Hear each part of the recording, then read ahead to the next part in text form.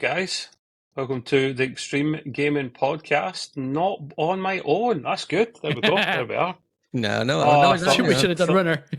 Thought Gray was pulling my leg. It's like, I'll just put Trev on and we're going to the pub. That's fine. Just to give everybody a quickie, if you happen to be watching what's going on. Dear. I ran into some serious technical problems with my camera. Tried everything, nothing's working. So you're not going to be seeing my face. I know a lot of people will be cheering by now.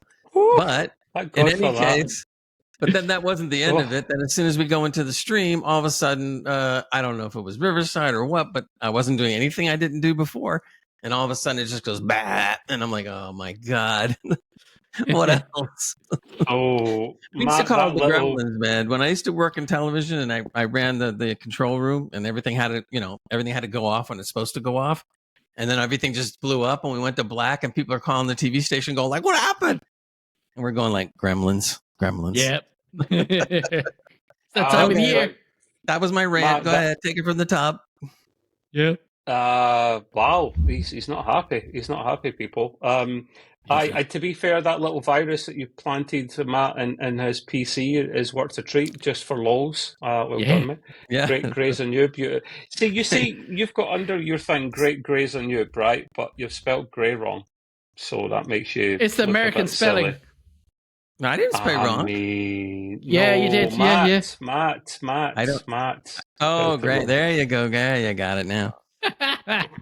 Anyway, episode 251 Extreme Gaming Podcast, October the 24th. We're patched up a little bit for this episode, guys, so I'm not feeling 100%.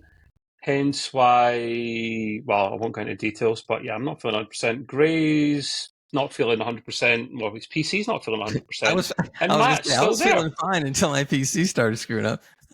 Well, no, he's pissed. He's pissed off. It will not affect my viewpoint. We'll get there. Yes, that will not affect any of my viewpoints for the show. Yeah. No, they shouldn't do. To be fair, of course. I was going to have my camera off initially, but I decided to put it on so that poor man. I forced him because mine doesn't work. You don't want to see just my ugly mug. Probably, yeah. Anyway, right. So if you haven't already, guys, please join our Discord, discord.gg/Extreme Gaming Podcast, or just search for us on the Googles. And you get the AI overview thing at the top of Google search results now. So hopefully it says nice things about us. Anyway, the reason to join that Discord is we talk gaming there. We also talk a lot of crap a lot of the time. We waffle. We talk about science fiction. We talk about entertainment. There's loads of stuff there, but we're mostly gaming boys, I guess. So, and you can ask us questions.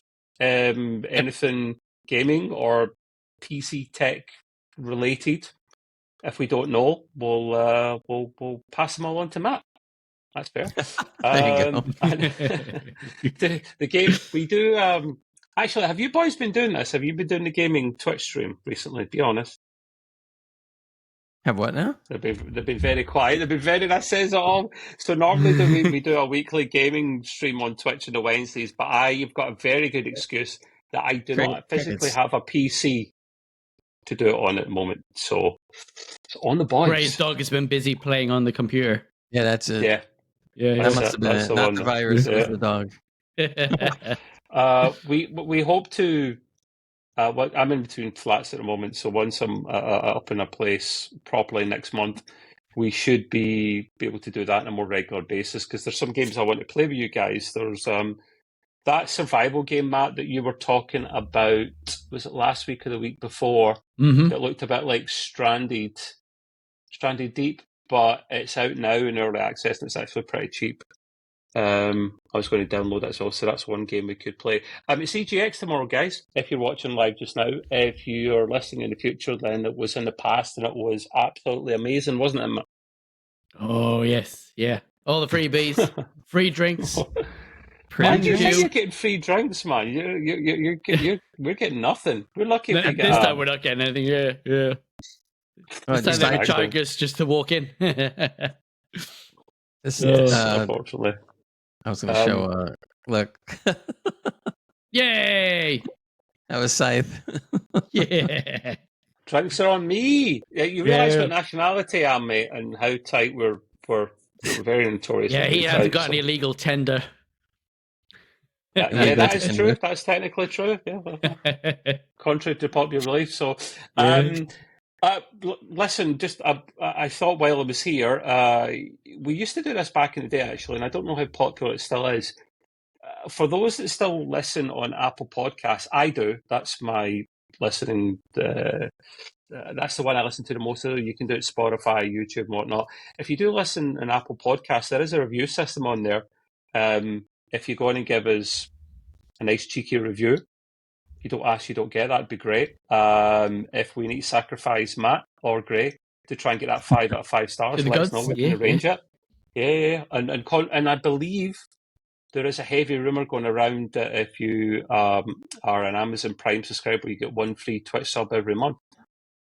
There's a reason I've noted this down. Remember, I discussed this with you, Gray. We got an email through from our Extreme Gaming Podcast email address. The people that sub for the first time to anything really, they get 3 months free Discord Nitro, which is pretty cool. And for those that don't know, it just means you get better streaming quality, video, audio. You can share bigger files.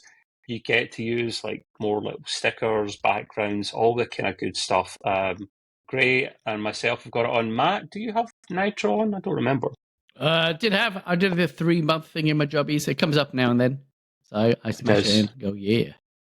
You smash it in. Smash it in. I hope you bought a drink first. If you want some cheeky Nitro, and then you can come and use. You get 2 server boosts a month as well, which is really handy. You could boost our server. So, if you're bored, I know.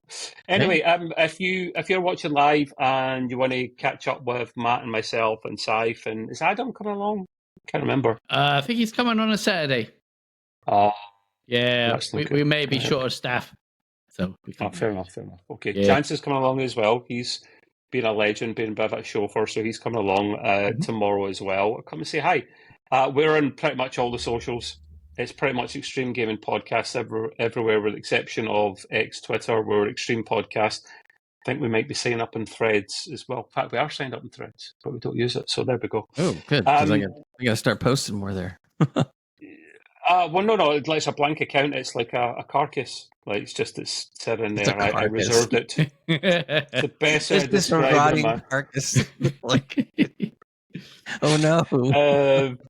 But we've got quite a lot to talk about. We might need to save some stuff. Now, this is unofficially the 250th special, although we're episode 251. I apologise. I left the guys in the lurch last week because I remembered that my mother got us both tickets to go and see a programme that Matt and I know well called Mrs. Brown's Boys, getting filmed live in Glasgow. And we almost never get in to see it, but we did actually. The oversubscribed on purpose, believe it or not. But we managed to get in, which is really, really good. Matt will know this show because it's an Irish show. Started over in RT in Ireland, and then it came over to the UK, and it's filmed not too far from where I stay. So, but the boys done a great job. Thank you for covering. And then hopefully we're back up and running. We will start with Mr. Gray. He has got things to discuss. Things to discuss besides everything blowing up. Anyway, the first thing in game news is Spider-Man 2. Apparently it's coming out in January 2025, unless there's some kind of delay, which we hope there won't be. But that's the story as of right now. So it's not really that far away, a couple months or so. I don't know if there's going to be any kind of preview before or any kind of early access. I haven't read anything about that. But there is going to be a lot of things in the game. Apparently, you're going to have 14 new suits. I'm sitting there trying to imagine that. Now, you're Spider-Man. Do you really need 14 suits? I mean, I don't know. Not if you go into the multiverse. That's it. Yeah, it's like, anyway. They're going to have New Game Plus. That's kind of cool for people that are really hardcore and find the adventure to be too easy for them. New game. Yeah, exactly. Ultimate levels. Okay, so that's a little something different. New symbiote suit styles. So apparently, I guess Venom's making its way, sort of. Not quite. Yeah, yes, apparently. Time of day options. Okay, so you can choose to do your web slinging at night or in the snow or the whatever. Post-game achievements, action figure mode, and photo mode. What does that mean? I never got photo mode great. That's literally when you can pause the game and literally take a picture from whatever angle you want. Yeah, I've seen that. But what does get it. action figure mode mean? Oh, you can That might pose just be your him. character. I was going to say, does he turn into a doll or something? and you kind of just move him from there? Yeah, He sounds turns like into it. a Spider-Man. All right, that sounds interesting. No. Also, screen reader and audio descriptions. So that's all the different things that are going to be happening with it. Apparently, they said here that if you want to get the deluxe edition, you will get 5 skill points. I guess automatically without having to earn them, so to speak. So if you get the deluxe edition, you get 5. They come up with more ideas to buy the deluxe edition. So whether it's worth spending the extra $20, $30 to get 5 skill points, I don't know. They're also going to include some additional photo mode items. They're going to be taking pre-orders. If you do, then you get the Arachnite suit, the Shadow Spider suit, the Web Grabber suit, and some skill points. So if you're into all that kind of stuff and you want to spend the money, you can do that. Something I want to run by you guys that I thought was really interesting. Sometimes when I'm going through some of these articles, they have these polls, and so and we've done them before here and there, but this one seems kind of interesting. So this is almost 50,000 people polled, and the question was your favorite series of action adventure games, and they go through a list. There's a few things on the list, but I thought it was curious how evenly split up this whole thing was. I thought somebody would be taking a large advantage, or whatever. Yeah. But let me just tell you, the top one apparently is Legend of Zelda with 16%. Oh, it's not a lot, but they are on top. And it looks like the second ones, there's like a 3-way tie for second. Assassin's Creed, Red Dead Redemption, and The Witcher. After that, it just comes in with a few others. Something Else. I don't even know if I ever played Something Else. Have you heard of this? Oh, that's the actual game name? No, only kidding. Something Else. I wanted to see me fall for that one. No, it's Something Else. I mean, everything else. I've got that pre-order. Yeah, exactly. And then they have some others here: Batman Arkham, 7%. God of War, only 8%. Horizon Zero Dawn, only 5%. What else? Spider-Man, only 4%. Tomb Raider, only 4%. I find some of these a little surprising, but it is spread across the board. So, everybody has their favorites, but I thought that was kind of interesting. I didn't expect that. But in any case. Question for you boys. Have any of you ever played any of the Spider-Man games on console or PC? Console? I think it was PlayStation 2.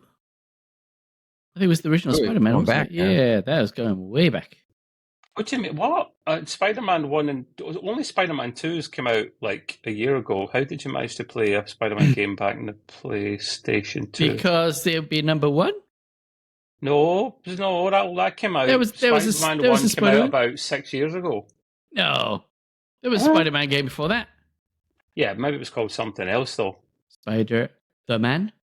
Like Pubescent Spider-Man or something. I don't know. Like, anyway.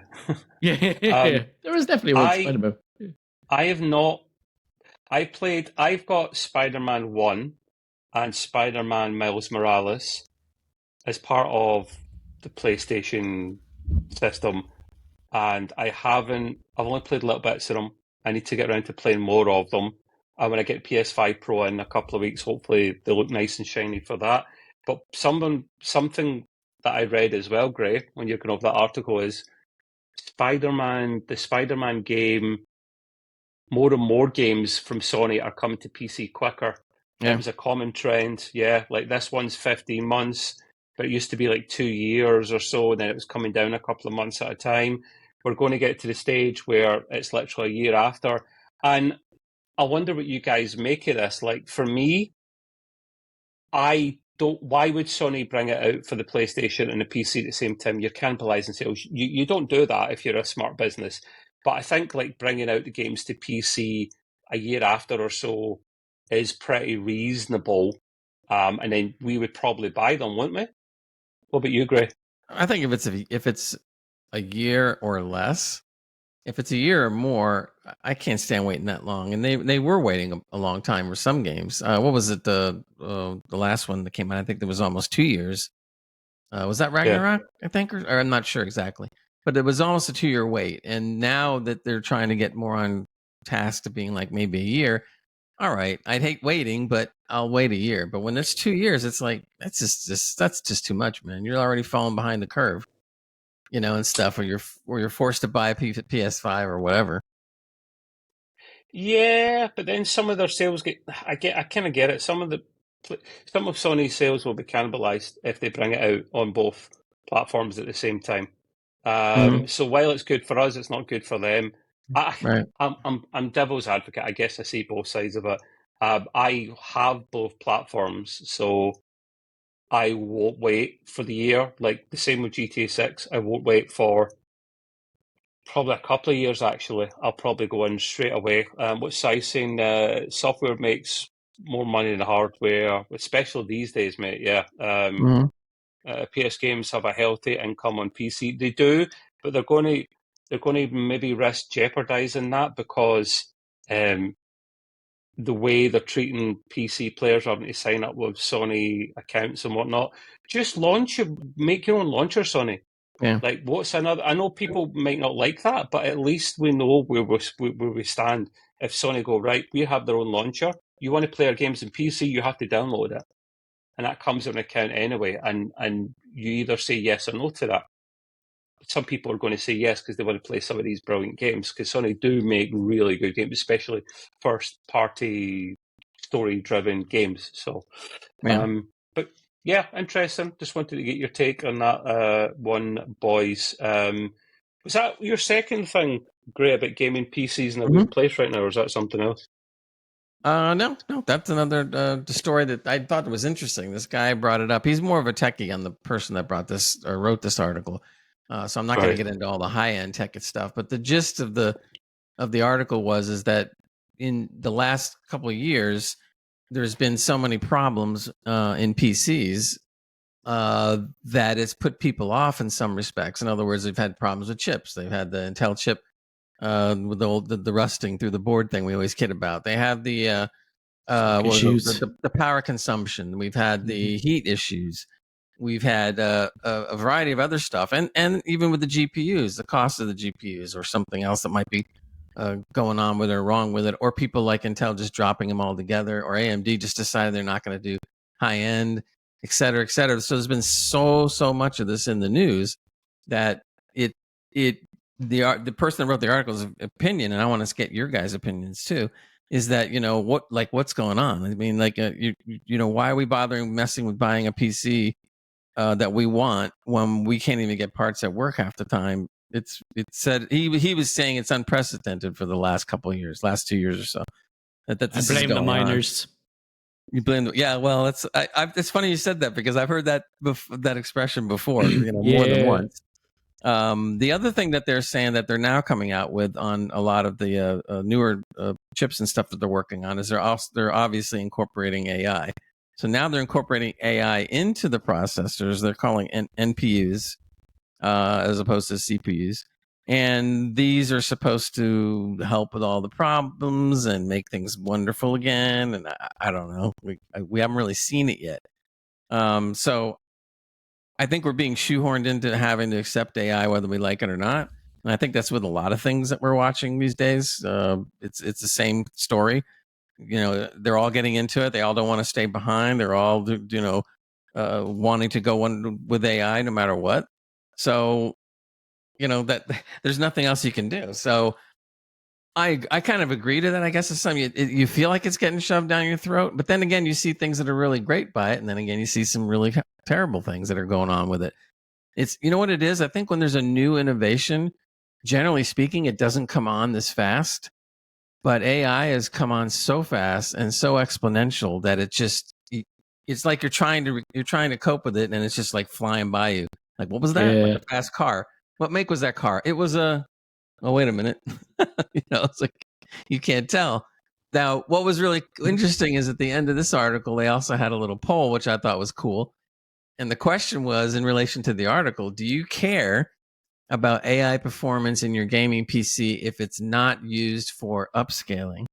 So, if it's upscaling, that's all cool.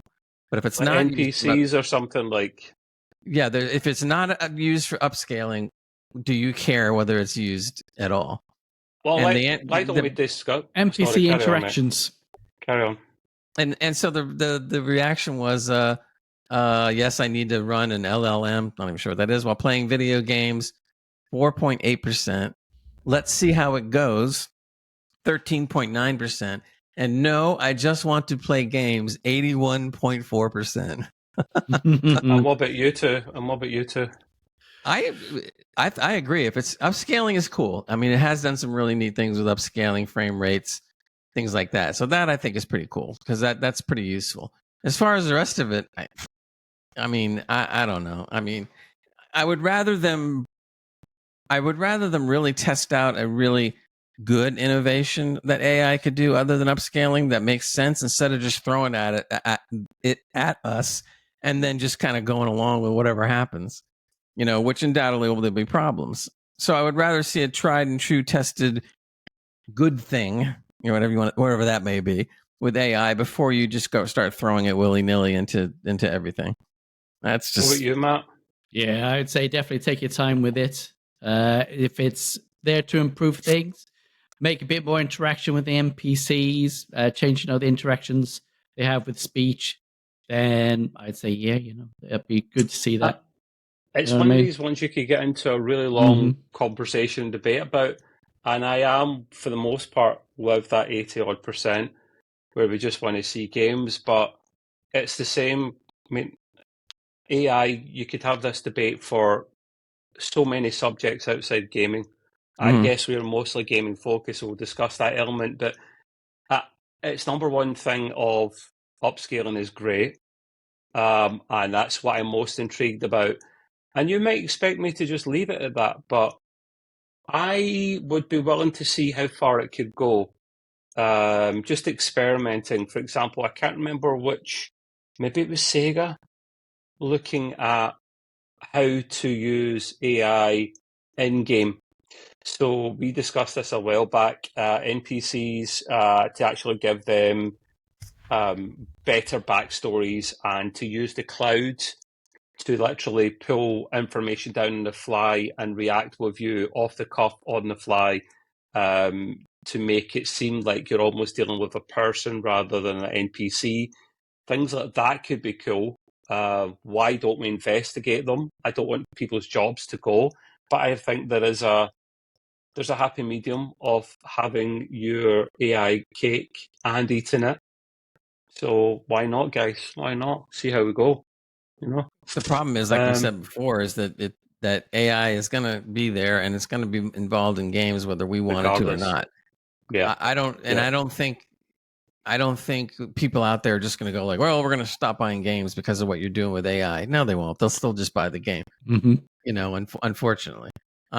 So, and everything is money driven. We know this. So if they sit there and go like, well, if we do this AI thing, we can save 10%. Do it. Yeah, If we do this, we save 50%. Do it. I mean, from one side of the coin, it's technically or technological wise, it looks what they're doing is totally flipped out. Last week, I don't know if you saw, Trev, but we were Matt and I were talking about how this guy has taken AI and basically taken old games like GTA and just putting in live action, almost looking like live action figures perfectly. It's almost like the comparison would be to take the old characters in a GTA or any old game and then let them put the suit on and let them get I can't even speak now, mocapped. So if there was ever a thing where your character could be mocap, which is impossible, that's what this looked like. So these old characters are looking like really good, and the thing and it was done in comparison to how games are made rather cheaply, like real cheaply. And it's something that you can even do yourself. I mean, I started looking more into this, and I think we'll talk about it more maybe on the next podcast. But I was looking at a couple different sources about this because I've been intrigued with it, and some of the stuff that I've been seeing, other than what Matt and I saw last week, is just getting really, really, really powerful and really good. Yeah. I think we all would be thrilled if you could take something really old, like let's say take an old Tomb Raider, like one of the first one or two. I thought you were going to say yourself there for a moment, Gray. Sorry, No, that would work too. Can we use AI on you and upscale you, or like? You know what's funny about 4K? what you said though? What's so funny about what you said? There's a commercial. You probably don't see it over there, but it's for Jersey Mike's sub place, and Danny DeVito is like the dude that's doing all these commercials. So in one commercial, Danny DeVito has a mocap suit on, and he shows the mocap suit in the commercial, and he goes like, I could be anybody I want, but you still wouldn't believe la la la about the subs or something. And then all of a sudden, you see him looking like Arnold Schwarzenegger, like a horse. I've seen this. Have you seen it? Yeah. And I don't know if you shared it. I think you shared it. Yeah. It was so great. I'm looking at this thing. I'm going, wow, that's pretty cool. But if you could imagine these characters were real people in the old games, and they just put on a mocap suit, and all of a sudden, bam, they look as good as we do. Yeah. I can't believe what they did with GTA 6. It looked like a brand new game. I mean, literally. And everybody was moving the same way. It's not like, I have to worry about how to make this move or what. It's just everything has been mocapped in a sense in the game. Everything. From the buildings to the streets, to the signs, to the people, to the cars, everything. And I'm just going like, wow. And this is moving really quite fast, because when I was watching this video, they showed where the technology was only a year ago. Not even, right? And they showed how archaic it was. It was like the first things that they tried. So you had these like weird looking, I don't know what you call them. They were like claymation almost. These characters were walking around the streets and stuff like that. And that was the beginnings of it. And then a year later, it now looks like so unbelievable that in normal terms, it would have taken a couple of years to get there, and or maybe more, maybe a decade. Who knows? And they did it in a year. And they said they're releasing a new version of this already, right? A new version of this software now, where it's going to be even better, all the way down to facial expressions, your eyes, which are really hard to do. Your eyes when you react with your eyes and different things you say. It's really crazy, and like I said, I'm talking about it now, but we'll talk about it more maybe next time. There should be an AI corner somewhere in this podcast. There really should be. We've been bringing it up a bunch because it's we've put next to the mod corner. Yeah, no, I don't want to. I don't want to get we'll too. Have 2 corners left.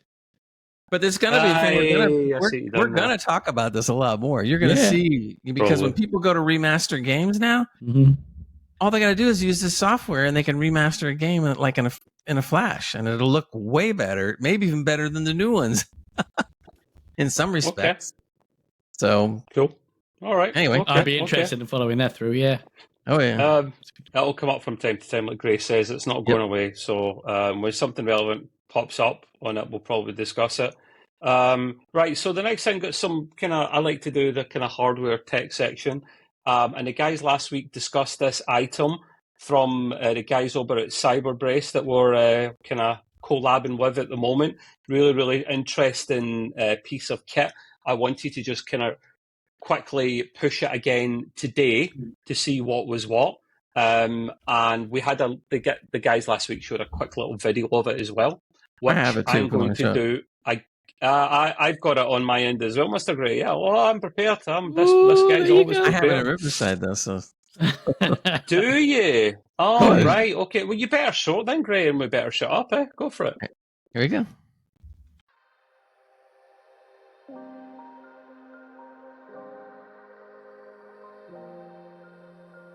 Gamers, PC builders, creators, we all know the frustration of GPU sag, that slow drooping that can damage your graphics card and motherboard and ruin the look of your rig. Introducing the Cyberbrace, the ultimate solution to keep your graphics card secure and your build looking flawless. But here's where it gets really exciting. The Cyberbrace features an LCD display that functions as a second screen. Plug it into your GPU and it transforms into a live feed of your performance stats, game data, or even your own custom graphics or animations. The Cyberbrace isn't just about function, it's about form too. Made in the UK from high-grade aluminum, it's designed to stand out and keep your GPU firmly in place. You can also customize the Cyber Brace with interchangeable magnetic faceplates for that extra personal touch. Stability, style, a second screen, and no GPU sag. Check it out now and elevate your rig. Launching soon on Kickstarter.com. Just search for Cyber Brace. That's CYBRBRACE to get notified on launch. So, as the guys discussed last week, interesting concept because it's kind of crossing I'm not to say two problems, I guess they are problems with solutions, two aspects, which is no one likes anything that's saggy. Am I right, Gray? Yeah, that's true. I noticed you went right to me on that one. Nothing to do with it at all. It's just coincidence. Sure. And Gray would use a side brace as well if we could. But yeah, for the last several years, I've used something to support the GPU because they're turning into bricks. They're turning into massive, heavy devices that over time, maybe not immediately, over the course of years, can start sagging a little bit. And while it probably won't do any significant hardcore damage, if you want to like sell a component on like a motherboard or the GPU later on and you get a little bit of sag there, it takes away the value of it a little bit. So it's obviously got that built in first and foremost, but also a little display on the side because that is potential real estate space that's never used. Unless you get one of these like ultra fancy partner GPUs like from Kingpin or something, it's got things built, a display built onto the side, and that just starts costing silly money. This is actually very reasonably priced, and I'm very tempted to pick something like this up myself. It's just a case of literally plugging in the display, configuring it for the stats that you want, and you can kill two birds with one stone. It's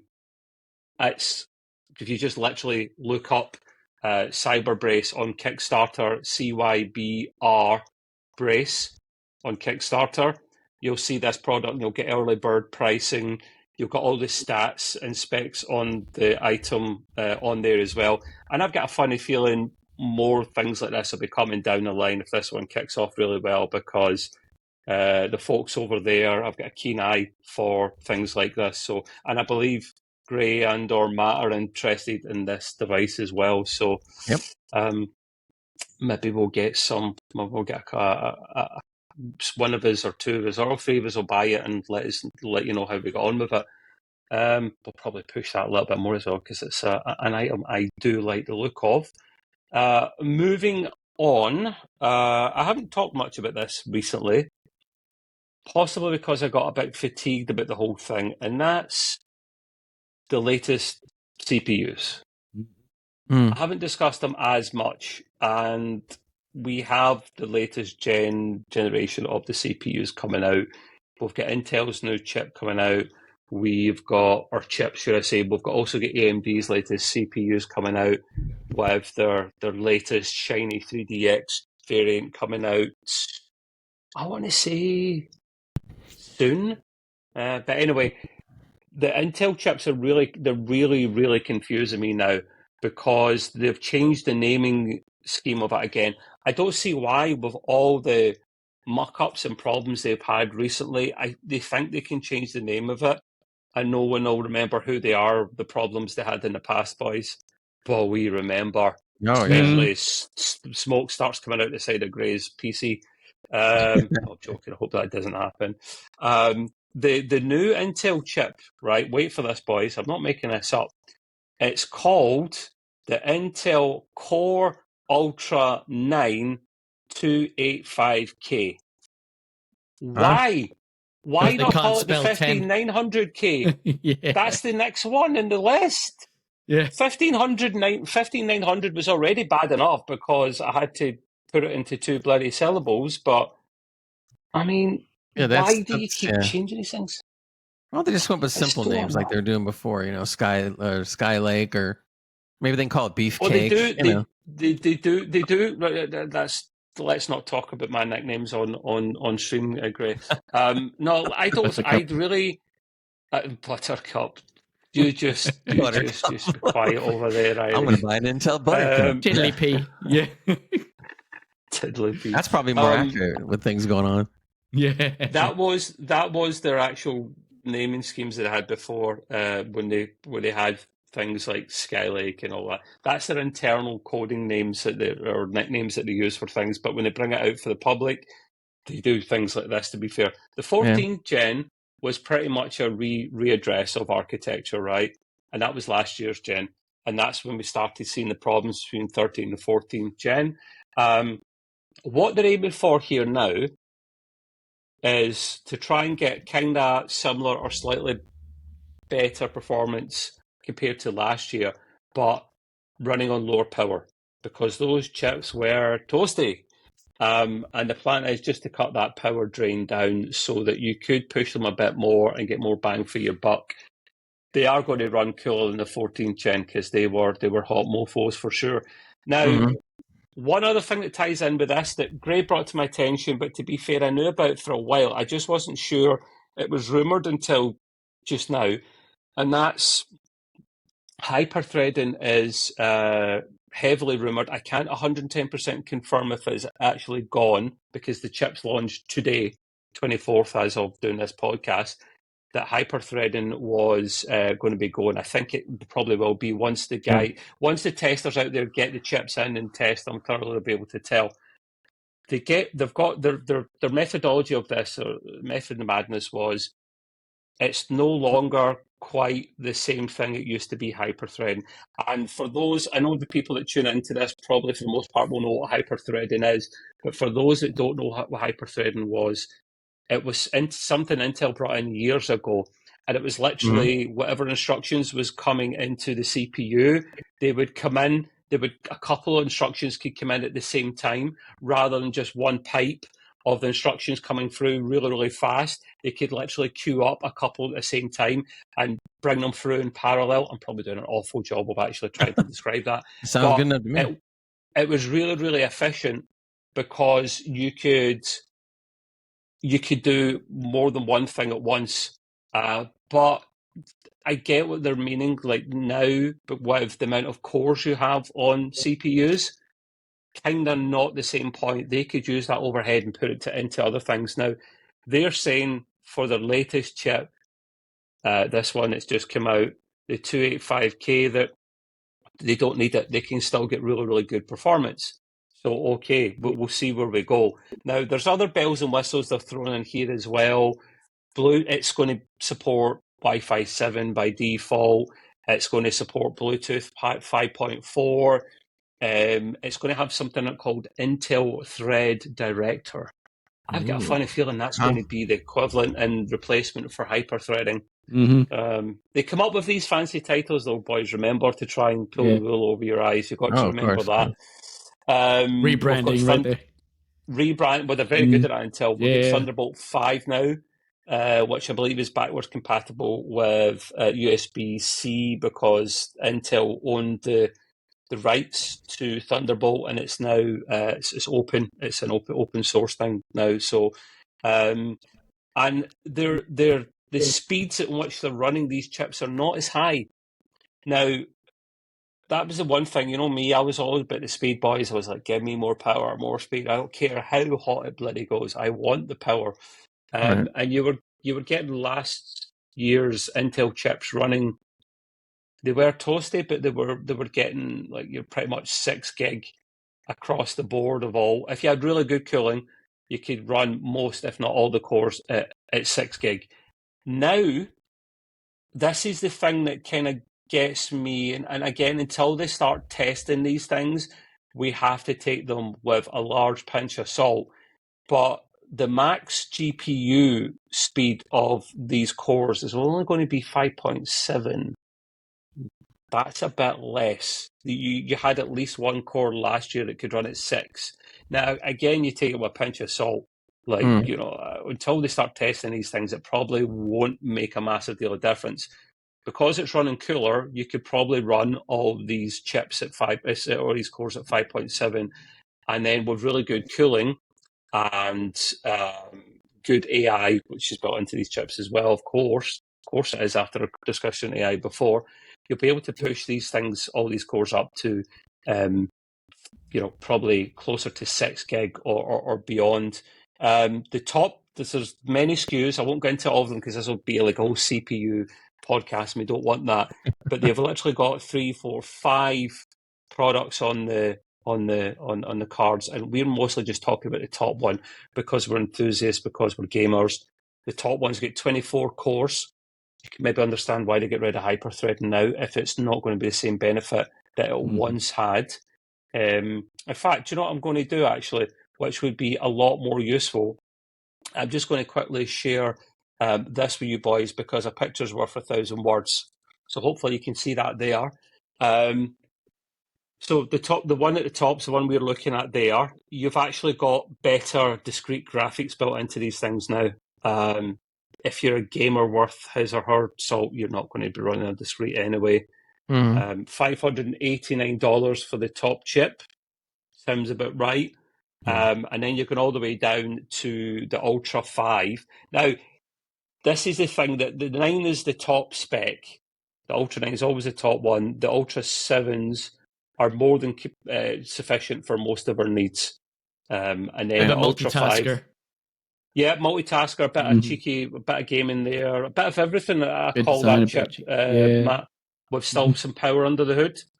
And for those that are just not doing much, you're just using a PC for surfing, a little bit of this, a little bit of that, they've got the Ultra 5 range. And if you notice there, the 245KF, that means it doesn't have discrete graphics built into it, I believe. So you can see GPU cores, there's nothing there for that. But it's their cheapest chip. And that's going to go up against AMD's latest Ryzen chips as well.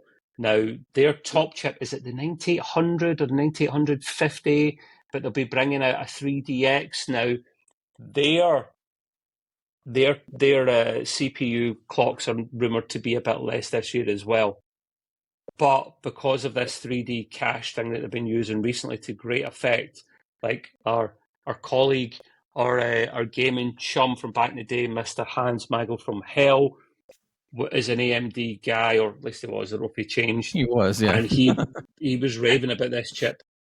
And this was the top gaming chip, despite not having the highest clock. So clocks aren't everything, despite what I've said in the past. It is an important aspect, but high clocks with all this 3D cache really helps because you can store a lot of your regular tasks that you do into memory and call upon these things quicker, which in theory makes your game quicker as well. So I really don't know what I'll do next year, boys, when I'm going to build another PC again, hopefully, because of the problems Intel have been having. But then I'm reluctant to go to AMD because I've always been an Intel guy. I'll stop sharing here. I'm really not sure what I'm going to do there. We'll need to really see. I believe, Ray, you're Intel now. Matt, what are you running? I'm Intel. I started off as a AMD. Never liked it really from there. Don't ask me why. I have no idea. But yeah, from there, I've always just gone Intel. What chip are you running? Do you remember? What CPU you run? Now I'm on the i9 1200 series. I think it is. It'll be the 12900K yeah, probably if you're on the 9. Yeah. Oh, nice. Yeah, not bad. The 12 was the last kind of good one because 13, 14 were like almost. Yeah. Whoa. You done well. And Gray, what you running again? You're on Intel. What did I recommend? The 13th Gen one, wasn't it? Yeah. Yeah, which will probably do you for a couple more years, I would imagine. Yeah, I was at Intel. I mean, I was at AMD before this. Like I think I've told people before, but and I had zero problems, and it ran real well. And then finally, it got old, and it was time to replace it. And then I decided, okay, I'll go back to Intel. I probably had 3 AMD rigs and several Intel, so I'm used to both of them really. I have an Intel Core i7 13700K. Okay. 1600 cores. I mean, it's so yeah. I'm happy with it. Cores. Yeah, if I had that many, it would be great, wouldn't it? Yeah. Or out. That's another thing Intel do. they changed their board quite a lot, or the kind of the CPU The chipset design, not the chip, the not the design. no. That's what I'm trying to say. The actual design of the board, The actual how the chip fits into the board. They changed that a lot, which means board manufacturers have to change. They change quite like maybe every 2 or 3 years. AMD change it usually less than that, which is a point for AMD. To be fair, they're pretty good at that. Intel don't give a shit really. They just change. There's an interesting comparison between the two here, right? See if I'm looking at the 14900K from last year compared to this new Ultra 9 285K, right? Mm. This is the point I was trying to make before. Last year, they're both 24 core, by the way, right? Last year it was 32 threads. Now this year it's only 24 because there's no hyper-threading. So you've got less threads. You could maybe argue, like, well, more cores, does it matter? Last year you had a base of 3.2, max clock of 6.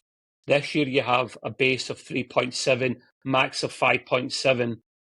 That is 300 megahertz less, guys. I'm not going to lie. I'm not really happy about that. Again, until they test these chips, I don't know. Both have got 36 megabytes of level 3 cache. That's the important stuff I was talking about before, about having stuff in memory. Last year had 32 megs of level 2. This year, 40 megs of level 2, so a little bit more.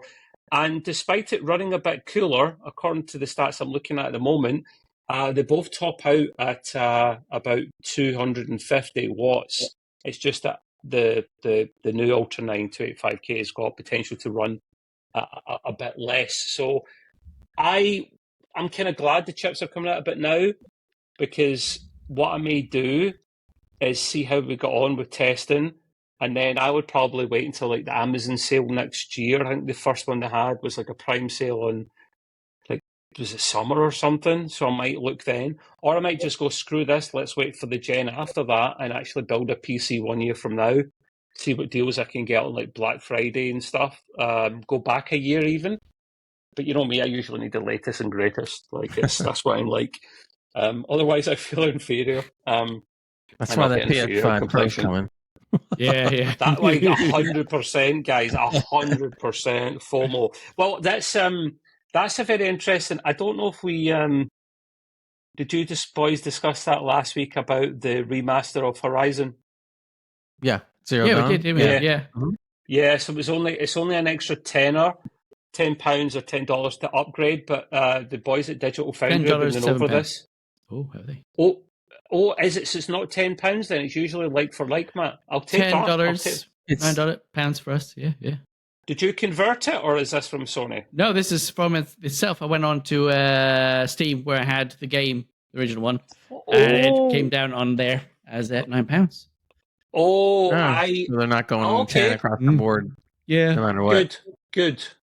I'll take. The reason being is the boys at Digital Foundry covered this, and it's the guys at Nexus that have done some stuff for Sony in the past, and it's worth it. We thought the game. Sony done this stay-at-home thing during COVID where they gave you a bunch of free games. One of them was Horizon Zero Dawn, and we thought there's no way that'll be included. They gave it to us for free, but it is, and you can pay the upgrade for that alone, and it is worth it. Watch this Digital Foundry video, boys. They've put a lot into that. It's actually worth. I mean, what you discussed last week, Gray, was great, but I just had to kind of elevate in that, because after watching the video, it's more than even what you said. It's worth the money, and I only started playing that game, right? So when I get the PS5 Pro, I'm able to go in and really enjoy it. The other thing is, the guys were only covering that on a PS5. They weren't covering it on the PS5 Pro, so God knows it will look even better still. And I've obviously got, what's the second one, Gray? Forbidden West. Forbidden West, yeah. And I've got the Burning Shores DLC as well. So, although they took that away from the PlayStation Game Pass. There's also a Horizon VR game out too, which that's right. I may be able to take advantage of if I ever start messing with my Quest. No, you won't. You need a PSVR 2 for that, I'm afraid, my friend. It's locked to PlayStation. There goes that one.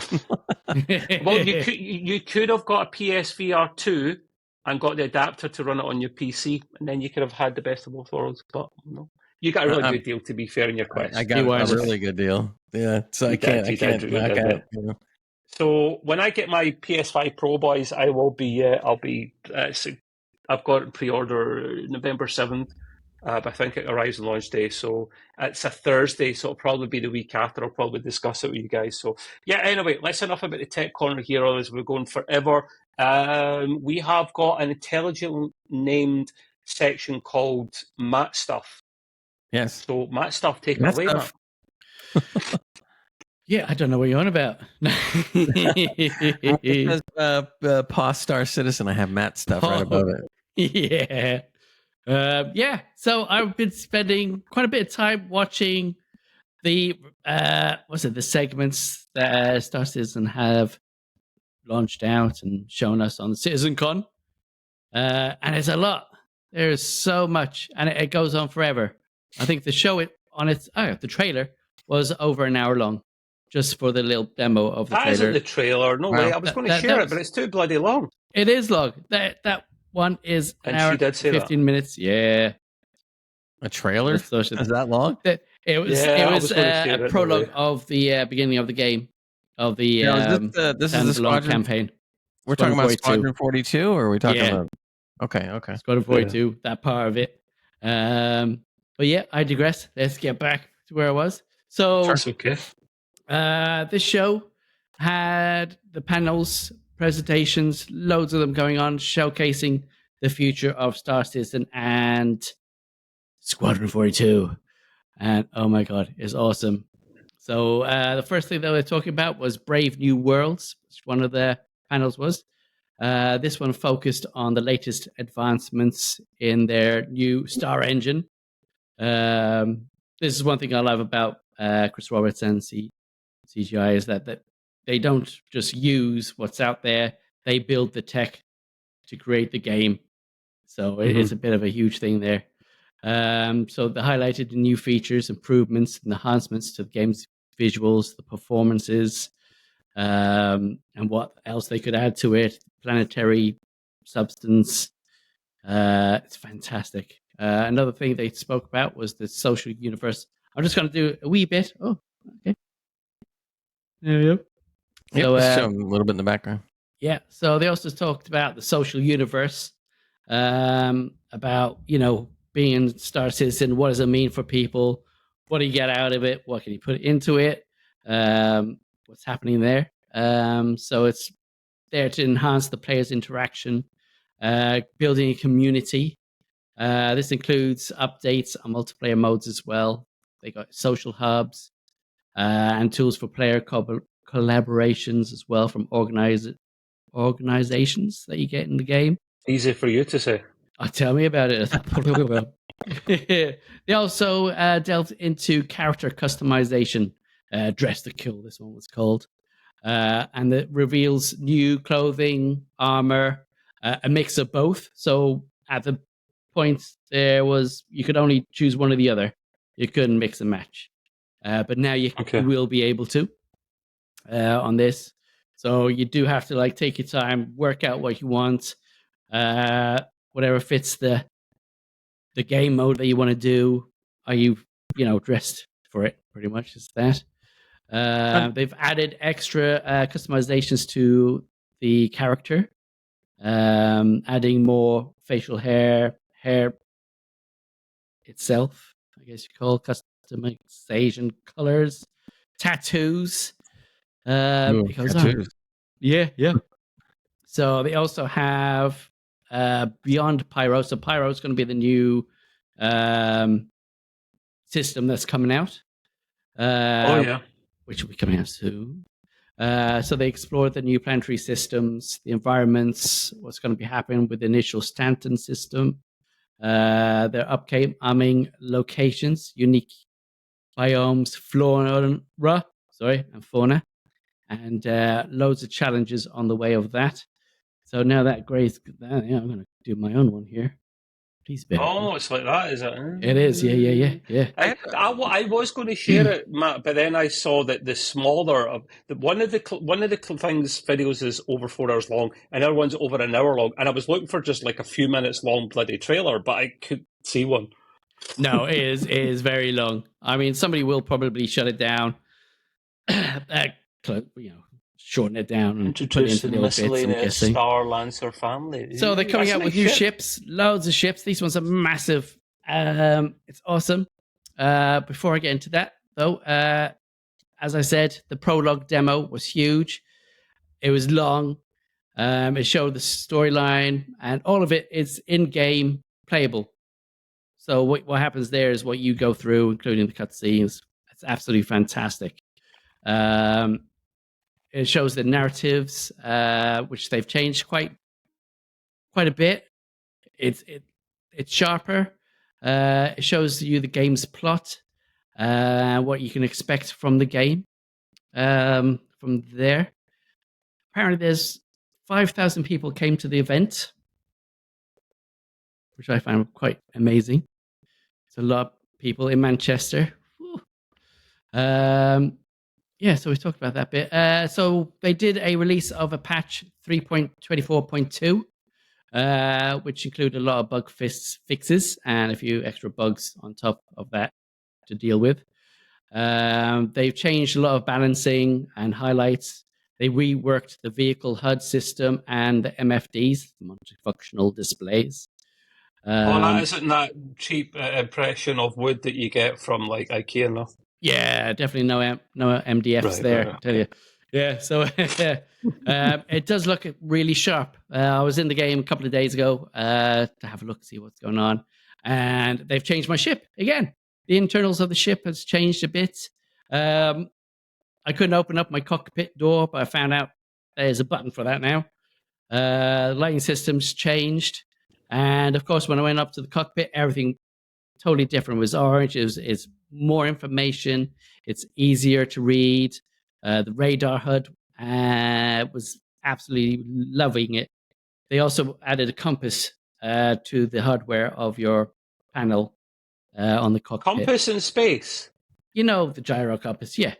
Well, you need it for going onto planets, don't you? That's true. Yeah.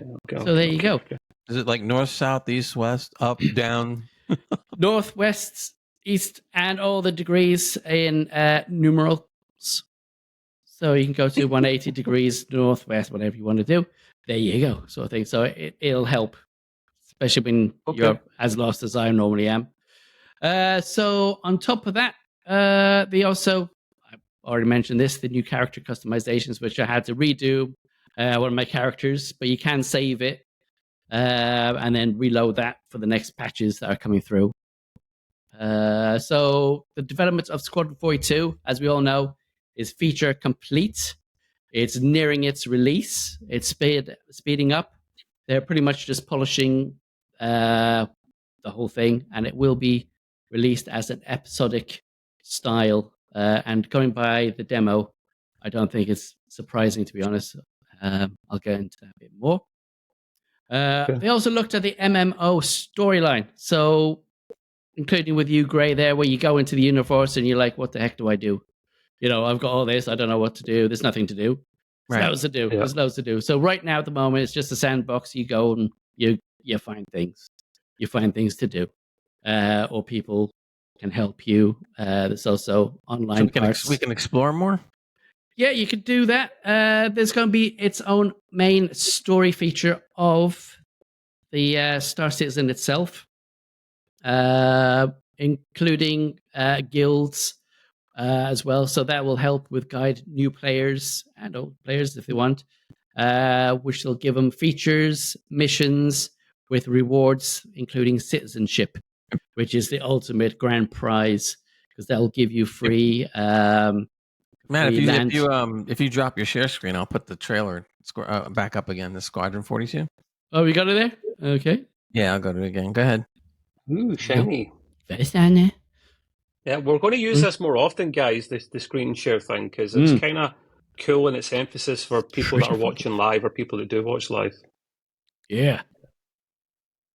Just be careful of copyright, though. That's the only thing. Yeah, this is fine. They said that you can share this. You could, the video, so it's all pretty It's good. more about music. Yeah. See if you get like music tracks and stuff in the videos. If you don't get music tracks, you're fine, Matt. Yeah. If anything's made by the major companies and put out there for this reason, you can share all you want. Yeah, pretty much. This is what it is. Yeah, so pretty much it's fine. Matt, I had a question though. Yep. Is Squadron 42 supposed to be a totally separate standalone game? Kind of. At the beginning, it was supposed to be a preemptive of the Star Citizen part. So you'd have to do Squadron 42 first, and then through there, you get inherited a ship or something from your character from that main source, and then you're like a son or a child, somewhere down the line, part of that family. So then from there, it continues. So it'd be interesting to see what happens there. But it is its own storyline, but it has all the lore and everything has happened there will be a part of Star Citizen. So everything there, including aliens and everything, it'll all be part of each other. Okay. Cool. Yeah. Okay. I had maybe one or two questions and points I wanted to bring across, which were, first and foremost, are you still enjoying this, and how kind of often do you play it? Do you like dip in and out and whatnot? Well, a couple of us are hitting a snag. Trubshaw's hitting a snag again. Unfortunately, I don't know what's happened with his side. But with mine, I was on it the other day. Because normally I would play, and I'll play forever, well, a long time, till I come up to some sort of bug. I've seen you on late with that game. Yeah. Oh, yeah. So, 2-3 o'clock in the morning, here we go. But you got work. Screw it. So, yeah. I do play, but I've ended up going on to the mission. I picked up one mercenary mission, and I needed ammo because it was a new update. So all your consumables you'll have to redo yourself. Everything else stays there. So I had to go off to a mission, get some ammo. So I was like, I'll go to one of these bunkers. It'll be pretty easy. I'll go there. They changed it. They changed it a bit. So you don't have just people down in the bunkers like normal. They're all over this the area, pretty much on the surface, guarding, going around. You even got civvies there as well. Some good, some bad. So I was okay. I can deal with this. Tried to get my weapon out, and it wouldn't come out. I was like, okay, maybe I didn't bring it. Maybe I forgot it. Oh dear, I'm going to have to go around and smack them. Do a bit of melee. Let's do that. Problem if you can't get your weapon out, that's a real problem. I know. You don't want that, especially when you're sober as well. So, So I double checked my inventory. I went back to the ship and I was like, oh my God, I need to check this. I have my weapons on me. I can see them. I couldn't drop them on the ground. I couldn't do anything. So I put them into the external storage. Storage has changed. That's another thing we'll get into. Remind me. How long have we got? So yeah, tried to get my weapons out, put them into storage, put them back on my back. And I was like, okay, it'll work now. Ran off there. Tried to take my gun out, and they all turned around and started shooting me, and I was like, oh, Jesus. So I ran off to one of them, tried to smack one. No. Apparently my character does not like battles. He is Stop going about smacking people. It's rude. It is. Slapping. Smooching them. I don't know. So everything can be fixed by smacking? Yeah. Fix it the Irish way. Boom. That is the Irish way, to be fair. I can confirm this. So yeah, I pretty much couldn't do anything of the mission. So I was like, maybe I can go down onto into the bunker, and maybe there'll be a weapon storage kit or a crate or a weapon that somebody left down there. At least I'd have that. Yeah. No, there wasn't. So I was just there standing around, running around, trying not to get shot. So I ended up coming out of the game, and since then, I've had to do uni stuff, so I couldn't get back into it. And then I was watching the show. So pretty much that's where we got to. Okay. One last question for you, Matt, on this. I like the concept of this kind of, I don't know what you would call it, add-on, additional story content, whatever. But, I think you maybe know what I'm going to ask here. While that's good, why would they be doing this when, I'm just going to say it, when's 1.0? When they haven't even got that out. They haven't got that out, and they're bringing out this additional content, man. Come on. That's not a good question to ask a fan. Come on. Let me tell you, because we have the answers. So, 4.0 is Will the Grace first still part be alive? where yes. So pretty much 4.0 is the main thing they're rushing towards. That will be the final bit where there won't be any resets for anything from 4.0 onwards. 4.0 isn't. 1.0 is when you release a game out of early access, Matt. Yeah. So they're hoping within the year to get it out as 1.0. But it's not just 1.0. It's 1. Yeah, it is 1.0. Yeah. Called my bluff. So it's not just. I'm going to It's clip not just that going one. to be. That was good. Yeah. So it's not just going to be released, but they're going to be releasing it fully, but still updating it because everything changes. Technology, PC systems, everything changes. They're going to be keeping up with it. So with all those changes. Holy shit! I didn't think you would say that. There you go. I said it. Sorry, Chris Roberts. Wow. Please don't sue me. Okay. Does Gray, you have this? Do you still play it? What Star Citizen? I haven't played it in quite a while. I try to keep up. Yeah, I do. I try to keep up on it with Matt to see what's going on, and when I start hearing things like it's gotten better with this or it's gotten better with that or there's less glitches, then I try to enter back in. Of course, it is very beautiful game. Oh, there's no doubt it does. Wow. Yeah, and they sharpened it. Quite a bit of optimizations as well.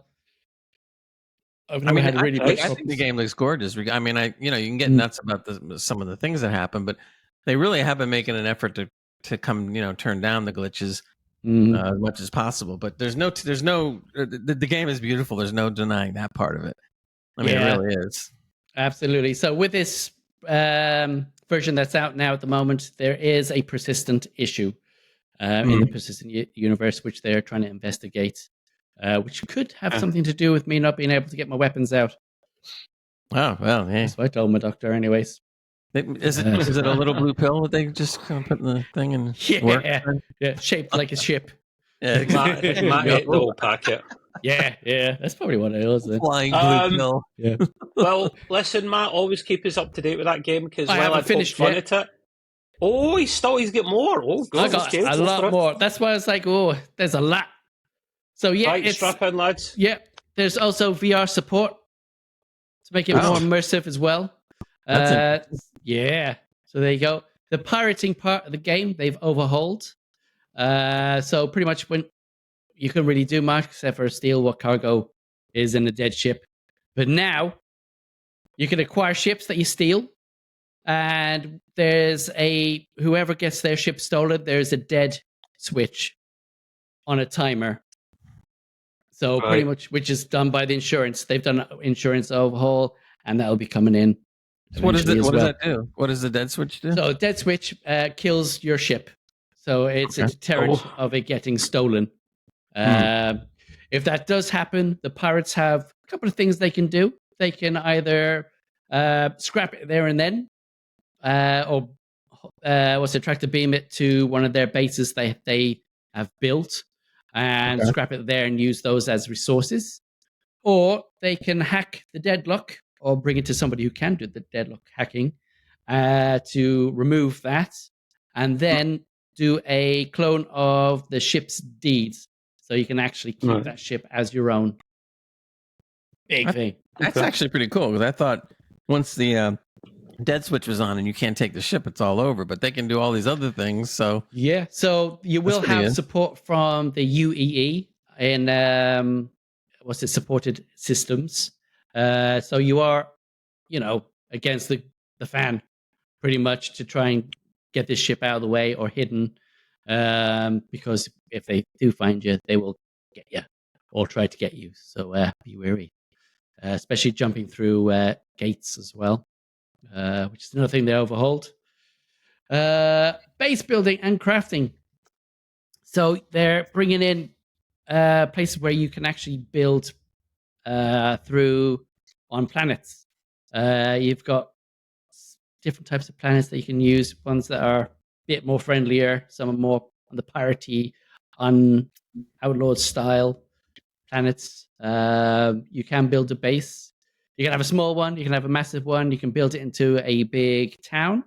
You can also build it via the organizations as well. So if you're part of a group, then pretty much you'll be able to have people from your gang build with you.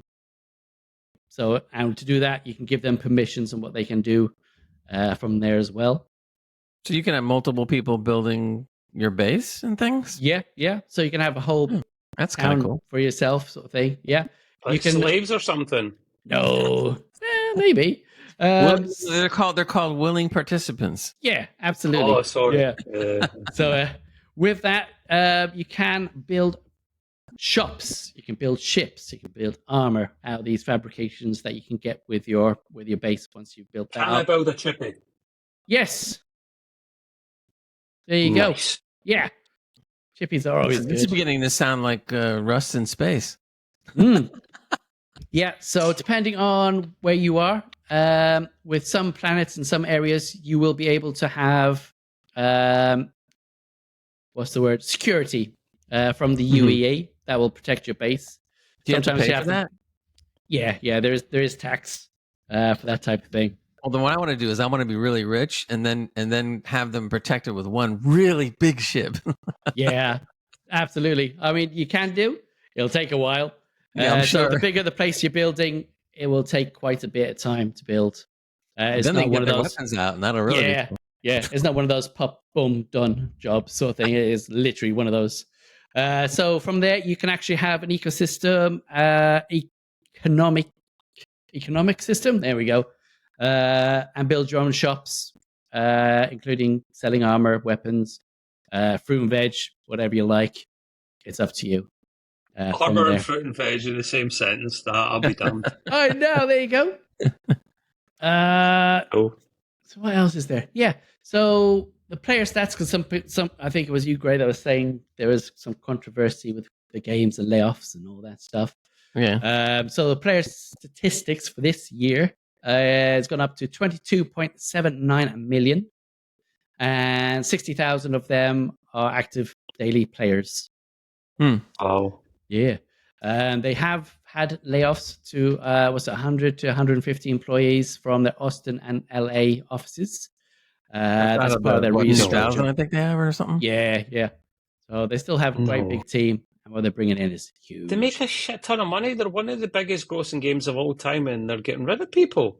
They have, yes, yeah. So another thing I want to show Gray and yourself, because I was thinking DS9 and all that stuff. So I'm going to share this again. Don't whip out and stream again. I don't want to have to Here it is. Oh, right, okay. Right. So these are a few shots. These are the new ships that are coming out as well. So the If you want to see all this stuff, ladies and gentlemen, just grab our YouTube show in a couple days when it's edited. Okay, absolutely. Bye. So you got Star Lancer Max, which looks beautiful. They're massive. Oh, it's blue. Yeah. What the hell is that? That's what is the helicarrier from Avengers.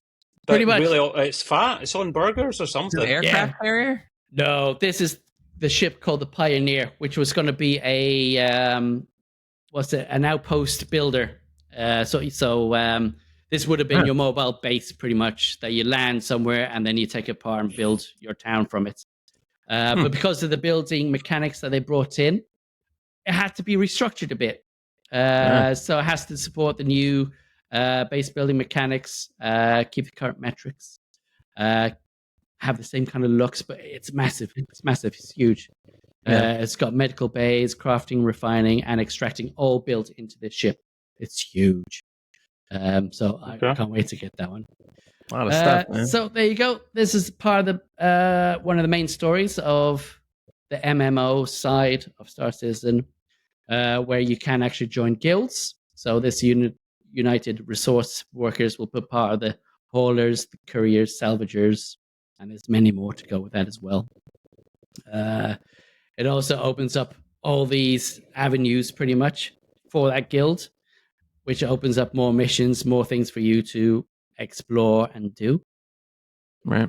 There's other things there. So they're going to build more narratives. Quite a few of there's going to be NPCs doing things as well. So it's not just your thing. And you can do that in your own pace. If you do complete the main story bit, you do get quite a few good, amazing perks. So this bit shows you pretty much the systems that are going to be coming in. So right now we've got the Stanton. and they're going to be bringing in all these other 5 places that are coming in, and it'll show you all the different parts that are coming in to the game, which I can't wait. There's a comment from Well, Zach. this storyline is built for yourselves, so you got something to follow, so you're not lost. You can do it alone. You can do it with others. You can do it with people. There's people that will teach you as well. On the website, they'll meet you in game and go through things. Matt will teach you, and then if you don't learn anything, he'll leave you. No, I'll just well, they call it airlock you. There you go. Yeah, like, airlock you. Yeah. Like a proper belter. So another thing they put in the game. Belter loader. Yes. So you got your own space stations you can build and create. Wow, that's cool. Station? That is cool. So man. I was thinking DS9. That's definitely you can different. build on it. You can customize the rooms inside. It is absolutely epic. Star Trek's missing a trick, man, with space stations. That's how they should be building them. Yeah, cool. Absolutely. Yeah, so you can add extra arms on these sides to add things, refineries, cargo part hauling, ships, anything pretty much on these. It's pretty much up to you.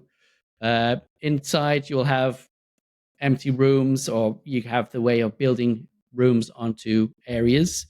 What those rooms are, pretty much up to you. You can customize them and furniturize them as much as you want.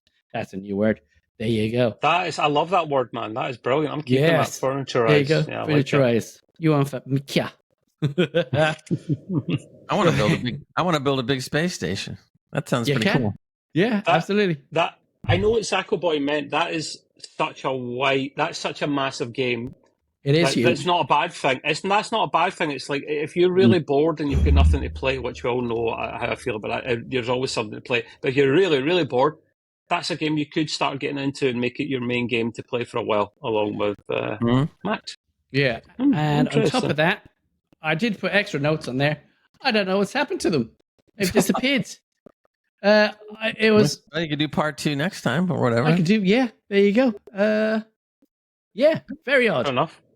But yeah. You come back if you find them, mate. Come back if you find them. I will. Well, keep us in the loop of that game anyway. I know it's a game you keep coming back to, so whenever you get more information on it, please let us know.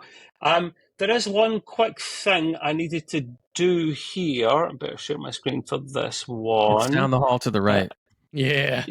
Don't share it. Don't share it. Yeah. So, a moment's silence, please. You probably won't appreciate me doing this, but screw it. A moment's silence, please, guys. Okay. This is for Gray tomorrow. For me? Oh, thank you. Happy birthday. Oh, boy. Happy birthday to you. An endless loop. It just keeps going. Birthday to dear one. I'm a dear one. Insert Gray. Insert Gray there. Editor, insert Gray there. Good friends and true. Oh, God. I should start singing this, too. Good friends and What? Let's hear it from the top, Gray. No, that's okay. go with you. And How cute. You guys have to watch the YouTube video on this one. Yeah. There you go, Gray. Gray. Hey, thanks, Happy guys. birthday. Yes, Somebody whistle for me. my birthday is tomorrow, and they just put up a whole thing for me, as you heard. Yeah. You know what's funny about that? I was looking at the bottom, and it says that has 14.4 million subscribers. I'm like, what? He I'm trying to does. He find a does. version that wouldn't be copyrighted, you know. Yeah. So, I believe, what, you're going to be like 79 or something tomorrow, Gray? Is that? Am I 104, but I look really good. You are going to be, I'm going to Very guess nice. 67. Or Look at 68. look, Jansen goes, "Happy birthday, dear one," because it said "dear one." Editor. That was good. Thank you very much. I never even asked for his permission to do it because I'm always secretive about that kind of thing. No, But it was Yeah, better he that way, remember 'cause it was a surprise. So I appreciate it, guys. Very nice. Thank you. Awesome. just last minute. Of course, I don't have a camera, Um, so people can't tell how old I am. Yeah, see? yeah. We will insert a Stuff. picture at one time. There we That's go. right. Insert a picture of a really old guy. Yeah. Right, so we'll crack on. I'm conscious of the time as well. This was known a week or Hour two ago, but 23, I'm in just case you want to know. some. Yeah. I put this in for game news because it comes from a game, I guess. Yeah, Maybe yeah. clutch at straws, I don't know. They were making well, they still are, I guess, technically, a God of War TV show, which I cannot bloody wait for. That is going to be absolutely phenomenal. It comes out. Although and I want your guys' opinion on this in a moment, they are going to start again from scratch because they don't quite have it to the standards they want it to be. I think Marvel recently, when they went back to the drawing board, frustrating, you have to wait a bit longer, but it's kind of good because you'll get something better from it in the end. Now, the showrunner is Ronald D. Moore, who is a god in the sci-fi genre. Yeah. He's done the Star Trek Next Generation, Deep Space Nine, the more modern version of Battlestar Galactica, Outlander, just to name a few things. There's more there as well. So it's going to be in good hands with him. I don't know who the confirmed actors are for this, but I don't was think they really, do yet. really, I was wanting Christopher Judge to be. I mean, who Yeah. cares? Just make Kratos black. I mean, does it really matter? Nah, Seriously, nah. if the shoe fits, and the guy was so bloody good that he should be allowed to at least audition for it, and he is an actor first and foremost. So why Also, not? if you're going to do it, it's better to get him now because he's not old, but he's getting there. So you want to try to snag him now while you can. Well, Kratos is getting on a bit, and I'm not even talking about his god years. Like he's not a young man, you know. So, so they did scrap the whole thing. Like scripts were scrapped. They hired a whole new writers' room and whatnot. So, listen, I ultimately want to see these things sooner, but I want them to be done properly. So, what do you boys make of scrapping things if people realise the standards are not quite there? Like think of Marvel and Daredevil, for example. I would certainly rather them scrap something and do it right than put out garbage. There's been too much garbage lately. Yeah. So I think everybody's learning that you lose money that way. So now they're losing millions. They're going like, maybe we should take a little more care here. It's like, no kidding. Definitely. Too bad Star Trek's not doing that. That's another story. Yeah. What do you think, Matt? I'm definitely at the same point. You know, if it's subpar, mediocre, don't want to know. It's a waste of time, waste of money. You know, if you're gonna do it correct. That'll get people coming back. That'll get your audiences in. You won't be in the old red mark for that. So yeah, True. put your time in. And if the actor is good and great and they go for it, you know, I think that's brilliant. I think it should be allowed. Well, we probably won't see it anytime soon because of that. It's probably going to be 2026. Let's not beat around the bush. Just the way it is with modern TV these days, and having to do it again. So as long as it's good, you know, wherever I can put up with that, it'll be Amazon Prime TV show when it does come out. The second thing I had for gaming news, which I wasn't sure whether to bring this up or not, but I found it intriguing, so I had it into notes. A few of us in the community have been playing that game over the last couple of years called Vampire Survivors. Pretty good game. And it's come out with a bunch of DLCs over the years to make it even more enjoyable. And it's usually cheap DLC as well, to be fair. What they're bringing out, what I found this real interesting, this is a no-brainer.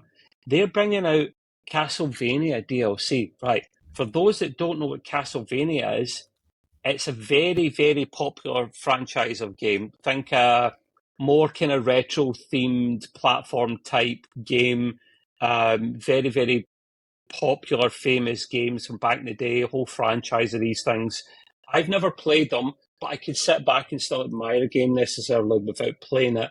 And that was the case with this here. It's kind of got the kind of same kind of theme as vampires, you know, ghouls, ghosts, that kind of thing, a bit dark. It made sense to actually bring the two franchises together. So on October the 31st, it's called Ode to Castlevania. very fitting title. And it'll be out on PC, Switch, Xbox, PS5, PS4, mobile. It's $4, €4, £3. Yay! We get it slightly cheaper for once in the planet cheap. UK. So yeah, they're always cheap DLCs. To be fair, That's because it's an going 8-bit to game. be. So. Well, yeah, you just keep improving an already good product. It's a no-brainer until they bring out Vampire Survivors 2, I guess. It'll be the biggest DLC to date. Feature, and I quote, an absolutely stupidly gigantic amount of content, end quote. There'll That's not big be enough. more than 20 new characters. There'll be 40 new weapons, including 8 whips, Matt, because I know you're into that kind of thing, my man. So 8 whips. eight whips for you to play with, my lad. Can you hold all 8 at the same time? Spiky whips. Oh, yes, you can. If you get enough hands for it, you can. The largest map Vampire Survivors has ever seen. 30 new music tracks. Because, right, whether you like this kind of stuff or not, looking at you, Gray, even though I can't see you, you don't like this old retro stuff. Some of the old school music from video games is bloody good. Like, really good content, the scores, you know. So, I think I'll get this, man, because I've never played the Castlevania stuff. But I've played a bit of the Vampire Survivor stuff, and it's a no-brainer, really. So, I hope one or two other folk in the community get it as well, and we can compare notes. But yeah, so that's Vampire Survivors. Quick plug though, if anybody's looking for the same type of game, but the graphics are far better, it's called Soul Survivors, and that is on Steam, and I have been playing that game. And it's pretty darn good. So it's kind of like a very similar type game. There's several of those kind of games that are out there. But if you want to take a look at it at Steam. But it's pretty fun. Okay, you're maybe talking about that one, Gray, actually. So yeah, you have a couple more gaming articles from your side of things, Mr. Gray. Yeah, I thought this was kind of interesting because we've been playing a lot of MMO stuff, especially Once Human, which, by the way, the new scenario, as they call it, just released. And as soon as it released, it was amazing. They had something like 20 different servers or 25, and they all filled up. And then they made an announcement where they had 2 new servers, and I was able to actually register for one of them, thank goodness. So supposedly my spot is saved. So we'll probably talk a little more about that on the next podcast since it just really started. But this particular thing was interesting. Now this is in the opinion of the writer of the article, but he wanted to cover like the 10 best, not necessarily of all time, but the 10 best MMO or MMORPGs that are out there. And so I just kind of wanted to run through them because I wanted to get your opinion on whether you think this list is a good list or whether he's off base or what. Right. So I'm going to start at number 10. We'll work our way to 1. But 10 already surprised me because he said New World. That's the Amazon thing. Is it Amazon? Yeah, Amazon's thing. Yeah, Which started out great and went down the tubes real fast. So I know they're releasing some kind of a new DLC, I think, for it or something, but I didn't even think it would make the list, to be honest. I know some of us tried to play it and we enjoyed it for a short while. Any comment on that before I move on to the next? No. Okay. For me. Number 9 is Palia. I think that's how it's pronounced. Actually, Shell's played Palia a bunch, and I actually installed it, but I haven't had a chance to play it. It's supposed to be a very good chill type MMO as opposed to, having to fight enemies every 5 seconds. So there's a lot of people that are playing it. It seems to be popular. It's kind of like Animal Crossing Stardew Valley kind of thingy, I guess, if you want to do that. Number 8, and I've heard of this, and a couple of times I almost wanted to get into it, but I wasn't really sure. And it's called Black Desert Online. Any of you guys heard this one?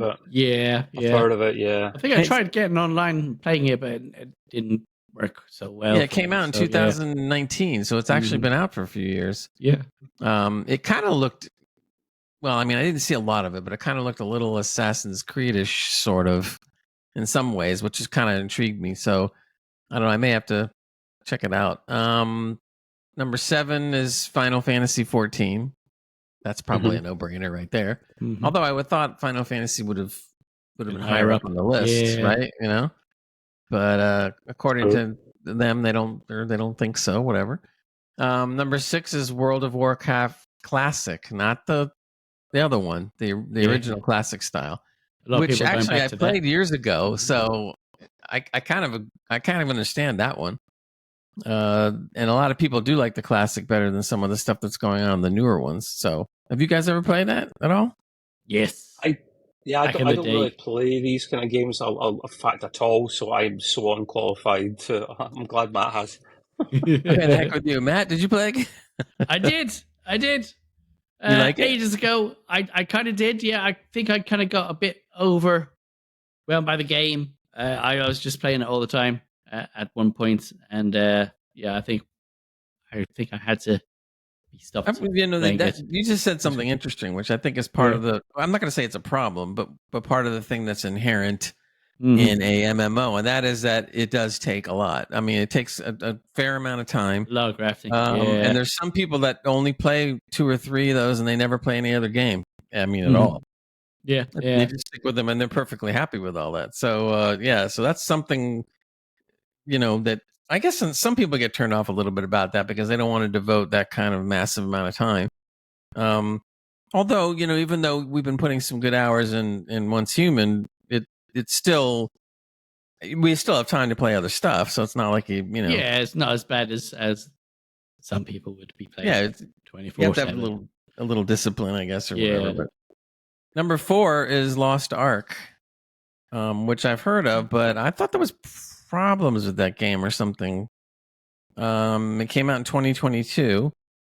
They're to say it's a solid ARPG. So, I mean, I haven't tried it, but I have heard of it. Yeah.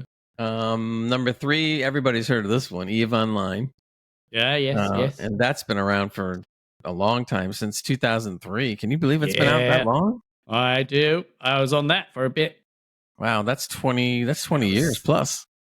That took time to do loads of things in that. But in 20 years, I Oh. mean, I haven't played the newest, well, whatever the newest version is. Mm. But I'm wondering if it still looks really good, or if it's gotten, kind of old or anything. I don't know. I can't remember when last I've time I always played it. wanted to just find out what everybody was nuts about with this game, because they have some rabid fans, and there's a lot of them. There are. Number Is this, 2 is is this World of Wankers we're talking No, about here? no, this is EVE Online. That's another game. That's a popular one. That is a popular one. Anybody Eve, can I play. used to know someone that was religious about that game, EVE Online. Mm-hmm. That's Number 2 the is RuneScape. top-down. Sorry. sorry. No, I was saying, all good. have you ever played RuneScape? Heard of it? Never played it. RuneScape. The Heard old of one it? or the Not new played one? it. Yeah. No. And that's There's been two around since versions, apparently. 2001. So that's There's a long The time. old- Old school Yeah. RuneScape, and there's more modern RuneScape, There I is. believe. Yeah. And then number 1 is the standard World of Warcraft, not the classic. And they call that the definitive MMO, and they're putting that at number 1. I don't know. I guess that's Probably debatable is. with some MMO players or whatever. But it was an interesting list. Yeah. Star Trek I mean, wasn't on there. So you keep, Star Trek Online Star is Trek going games to are place pants. anywhere. For the Unfortunately- most part, Star Trek games are pants. They never get the same love and attention that other franchises Yeah. do, and Mm. it pisses me off. I mean, on rare occasion they Yeah. might, but it's just, I mean, some of the space stuff in Star Trek Online is still okay. I mean, that's the only part I liked about it. But man, there's so much of it is just so old. I mean, it looks like a 10, 20-year-old game. It does, doesn't it? Yeah. And they Don't don't get do me anything. started, They man. do new stories, but they still look the same animation. So it's like, Oh, there's that. Yeah, There's that but- guy, Gray. There's that guy online, Gray, that I do watch certifiably in game, and yeah, he does a lot I've of seen Star him. Trek Mhm. content. Mhm. Yeah, but he uses B footage from Star Trek Online, and I think I just commented one day, I love your videos, man, but that game is absolutely god awful. Like no one commented back. I was fishing. I was looking for a bite. Like defend your game. Like if you love it so much, the space stuff's all great, but like we discussed this before, the graphics of the facial animations, the character animations, how they look on the planet stuff was god awful. If they just kept it in space, it would actually look really good. That stuff's fine. But I'll They tell need you, to even overhaul it. at this point now, even the space stuff's getting to look old, because there's better stuff that you can mess with. Star Citizen being one, but there's several others, and stuff that are starting to get dated even on that side of it. But I mean, apparently, I guess it must have its players, because it's still around. Anyway, True. It is, yeah. the next little thing I wanted to cover is short, but I wanted to get your opinions on it. It was interesting. Apparently, this is a actor who played parts in Assassin's Creed games, and he also was a dev on Metroidvania. And he basically came right out and said what we've kind of been saying. And he says he believes out of touch execs are chasing the live service dragon. Too much money is being spent on games people do not want. And I was going like, okay. And they were saying that games now are treated more as a business and not an art form any longer. So essentially what's happening is, and we've seen this too, but they're kind of just reiterating it in the article. They're saying that no one puts any effort into story anymore. Really, they just try to carbon copy stuff and make it look shiny. And then when you actually start to play with it, you end up finding out that it's not that great. Concord, for instance, lasts 14 days and it disappears. But the thing that's crazy about it is they're losing tons of money doing this, obviously, and laying off people and everything. But when you get those rare games like we've talked about before, like Black Myth Wukong and Shrouded and others, I mean, you think they kind of get the message after a while and say like, "Ooh, maybe we should." Yeah, but Gray, that they're making games that. God, I wish I didn't get me started now. They're making games that they think we want to see. They're like maybe safe bets sometimes, Yeah. instead of just listening to what the people actually want. I think they should just, like, a good example of that is Ubisoft, and I don't blame them for that one. But the problem they've now got is they've only got that to rely on now. Right. And if something goes wrong with that, hence why the most recent Assassin's Creed game has been put back, because they're like, if this isn't squeaky clean and polished, we're up a certain creek without a paddle, or even life preservers. Well, like they're up there at a paddle without anything. They're screwed, so they need to do it properly. Well, from a business standpoint, Ubisoft's been messing up because they have 2 or 3 really good franchises besides Assassin's Creed. They have Division 2, they have other ones, and yet they've crapped on all of them. I mean, people have been screaming for a new Division for 5-6 years now, and they keep saying, "Yeah, well, we're going to do it finally." Like, okay, and then people have already moved off. I mean, I was an avid fan of that game. I played the heck out of it and still return to it quite often. Now I'm to the point where, like, okay, come on, guys, do something. And they keep on having what they call new seasons, and it's the same thing. You're going into the same maps. All they do is just put a little bit of lipstick on things here and there, as they say, and expect you to sit there and think it's so different. Cheap and easy. Do you like putting lipstick in things, Gray? Is that a thing? Is that a Floridian thing? Is it? No, it's the old saying: if you put a lipstick on a pig, it's still a pig. Yeah. Tell David Cameron that one. Anyway, that's an in-house UK joke, that one. Well, we all hope that the trend is going to continue, where we're actually finding gems that are getting put out of it finally. And we've been playing some of those things. So it's maybe the AAA companies or the quadruple A's, like we always kid about. Beat me to it, man. Beat me to it. Yeah, we'll come around and finally do something. I mean, Starfield's another good example. I have not heard much good out of the DLC at all. The people were expecting like major improvements on things that they wanted, and they got very little on the DLC. So that already proves to you that they're wildly out of touch. Which is a shame, but what are you going to do? So, but anywho, that's it for me. I think Matt's up again now. I am. Man, one of these games I can't believe he's played. See it? You want us to talk about Delta Force? Yeah, I can see. Are you ready? That was the intro to Delta Force. Oh, there's an intro. Oh, okay. That was it. So yeah, I was been busy this week. Was it this week? It was this week. Playing demos that were out. They were out for a week, so I was like, let me try some of these out and see what they're like. Some of them are pretty morbid. Some are just shouldn't be on there at all. Oh no. Yeah, and then some are quite interesting and fun. Which is one of them was Delta Force. It's another person MMO extraction game. So pretty much like your Tarkovs and all that, all wrapped into one. It's like they've seen each of these type of games and seen all the best bits and then put it into this type of thing. So with the extraction game, it was quite interesting that they talk through a lot of things. It's not just PvP. You got PvE elements as well. Oh, really? So there's a bit of both on these maps that you get dropped into. You loot, you take, and then you bring back, you extract with what missions you've done, what loot It you looks have. good. I mean, from what And it's it's showing. graphically, it's really nice. It is really nice. I did 3 or 4 games where I came out, and I'm like, yeah, this is pretty good. And then I think the 4th one, I stumbled across a player, and he just wiped my the demo that you out of played, existence. was it PvP or did they have a PvE demo? PvP VE, I should say. There you go. Okay. Yeah. Okay. So that's where you got the PvE, PvP, a bit like DMZ from COD. Mm-hmm. Did you just add 2 game modes together? Pretty much, yeah. It's pretty much that's what this game is like. Pretty much. They are going to have a campaign which is going to be going through what's it, Black Hawk Down. If you remember that original game there, which was brilliant. What a movie as well, by the way. Fantastic movie. Oh, yeah. Brilliant. Yeah. So it'd be interesting to see that part of it.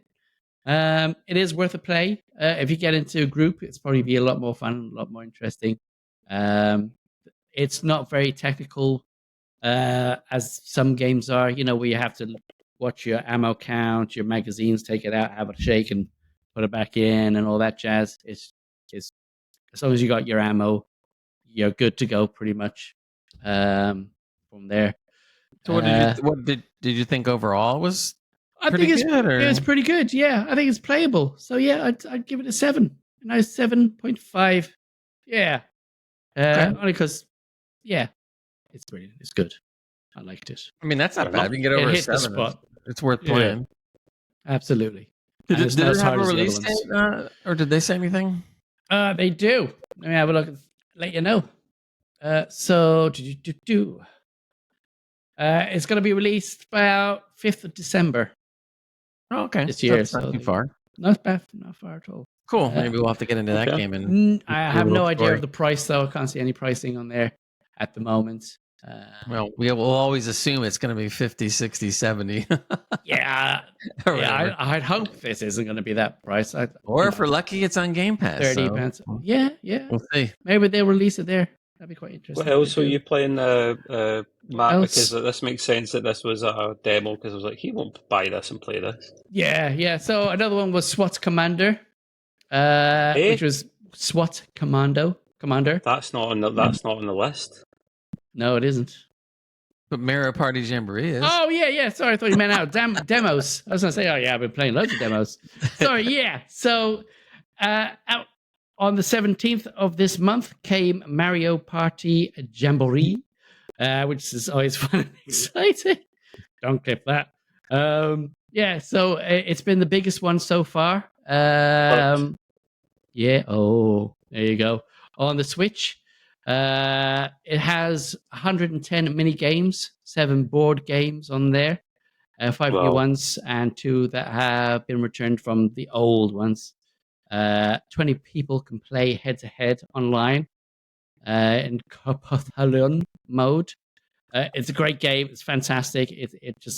I remember playing this with Kai back in the day, and he used to love it. I used to be terrible at it and always lose. But you had fun losing, though, right? I had fun losing, yes. Yeah. He had more fun winning. So, yeah. So is the demo out just now then, Matt? Is that what, were you playing it with the kiddo? No, that wasn't a demo. That's just a game that's come out that my kid wants. So there you go. And I think Bertie wants it. You've got a Switch? I haven't got a Switch. He has a Switch, so I have to get him the funny cards. And there we go. Crimbo sorted. Boom. There you go. So you just get him and you can play it, no problem. Yeah, that's it. Yeah. These are fun games, to be fair, right? I've got one of the Mario parties, maybe the last one or the one before, and they are good fun, to be fair. You play it with a bunch of people, and it's real interactive. This one got mixed reviews when I was reading it online. Some people are like, meh, some people are like, it's great. So would I get it? I don't know, but there was another Switch mixed reviews. So. That's impossible. Yeah. Yeah. I think it's. I don't know why. I mean, maybe I get it when thing is, first party Mario games or Nintendo games in general don't go on sale that often. When they do, they're not. They take a third off at the most ever. It's like a rule of thumb for them. So, interesting. I'm conscious of the time, guys. There's some stuff we need to kind of hold back to next week, but it's better to have too much stuff there than we get a good quality 2 hours out of it. We'll be able to fit in the gaming quiz, Gray. Not to worry, my man. And I've held back the Xbox partner preview that was earlier this week. Was it last week? We'll talk a bit more about that next week because there's quite a few things in that.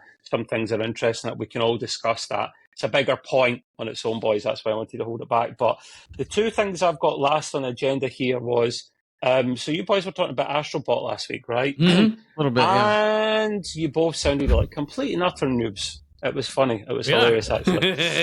Yeah. So listen, So my understanding of this, I don't have it because I'm waiting for the PS5 Pro to come. There is a new Astrobot game out, like you said. Yeah. I can't wait to play it on that platform, see what it's like. It's contender for Game of the Year, boys. That's how good people are saying it. It's not my opinion. Oh, yeah? Okay. It's just a fun platformer game. Mm-hmm. What are you saying, Matt? Yeah, I was going to say.